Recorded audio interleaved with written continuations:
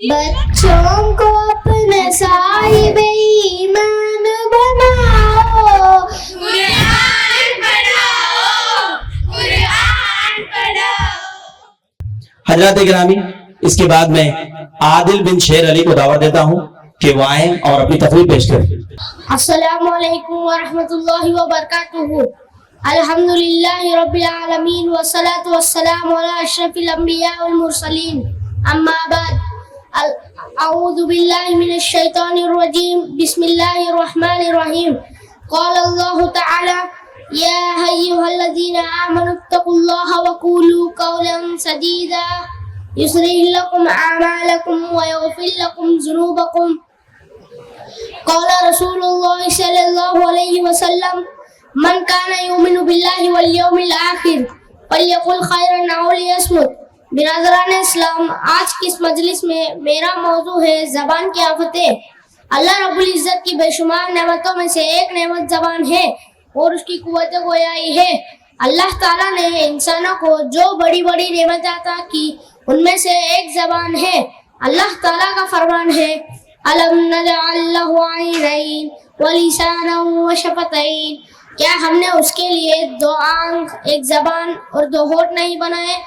اللہ تعالیٰ نے ہمیں یہ زبان دے کر اس کا جائز استعمال کرنے اور ناجائز استعمال سے بچنے کی تاکید کی ہے۔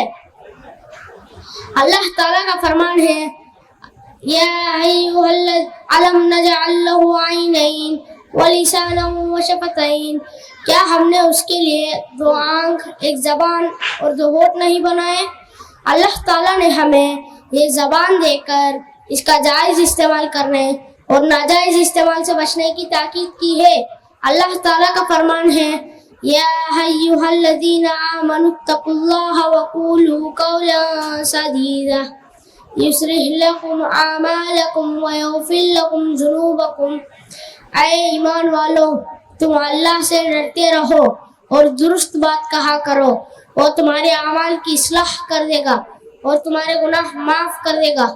محترم حضرات، زبان کی بہت سارے آفتیں ہیں، ان میں سب سے خطرناک یہ ہے کہ یہ جہنم میں لے جانے کا سبب ہے۔ رسول اللہ صلی اللہ علیہ وسلم نے فرمایا بے شک ایک بندہ ایک لفظ بولتا ہے جس کے بارے میں اسے پتہ نہیں ہوتا کہ اس میں کیا وبال ہے، لیکن وہ اس کی وجہ سے مشرق و مغرب کے درمیان جو مسافت ہے اس سے بھی زیادہ جہنم کے نیچے چلا جاتا ہے۔ یہی وجہ ہے کہ عبداللہ ابن مسعود رضی اللہ عنہ اپنے زبان کو پکڑ کر کہتے تھے اے زبان، تم خیر کی گفتگو کیا کرو، اس طرح بہت سے فائدے حاصل کر لو گے، اور بری گفتگو سے خاموش رہا کرو، اس طرح محفوظ رہو گے اگر اس کے لیے تمہیں شرمندگی کا سامنا کرنا پڑے۔ اس کے بعد کہتے کہ میں نے رسول اللہ صلی اللہ علیہ وسلم کو فرماتے ہوئے سنا کہ ابن آدم کی اکثر غلطیاں اس کی زبان میں ہوتی ہے۔ حضرات، ہمیں اپنی زبان کی حفاظت کرنی چاہیے اور اسے کنٹرول کرنا چاہیے۔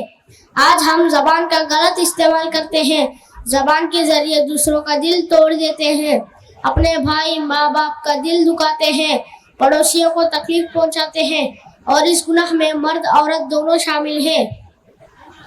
پھر حضرت ابو ہریرہ رضی اللہ عنہ فرماتے ہیں کہ آپ صلی اللہ علیہ وسلم کو بتایا گیا کہ فلاں عورت رات کو قیام کرتی ہے اور دن کو روزہ رکھتی ہے اور اس کے علاوہ اور کئی نیک کام اور صدقہ وغیرہ بھی کرتی ہے، لیکن اس کے ساتھ ساتھ اپنے زبان کے ساتھ اپنے پڑوسیوں کو تکلیف پہنچاتی ہے۔ تو رسول اللہ صلی اللہ علیہ وسلم نے فرمایا لا خیر فیہا ہی من اہل النار، اس میں کوئی خیر نہیں، وہ جہنم والوں میں سے ہے۔ پھر صحابہ اکرام رضی اللہ عنہ فرماتے ہیں کہ آپ صلی اللہ علیہ وسلم کو بتایا گیا کہ فلاں عورت فرض نماز پڑھتی ہے، پنیر کے ٹکڑوں کے ساتھ صدقہ کرتی ہے، اور اس کے علاوہ اور اس کے ساتھ ساتھ اپنے زبان سے کسی کو تکلیف نہیں پہنچاتی ہے۔ تو رسول اللہ صلی اللہ علیہ وسلم نے فرمایا ہی من اہل جنہ، وہ جنت والوں میں سے ہے۔ اس حدیث میں ذرا غور کریں کہ ایک عورت خوب عبادت کرتی ہے مگر زبان سے تکلیف پہنچاتی ہے تو رسول اللہ صلی اللہ علیہ وسلم نے جہنمی کہا، اور ایک عورت کم عبادت کرتی ہے مگر زبان سے کسی کو تکلیف نہیں پہنچاتی ہے.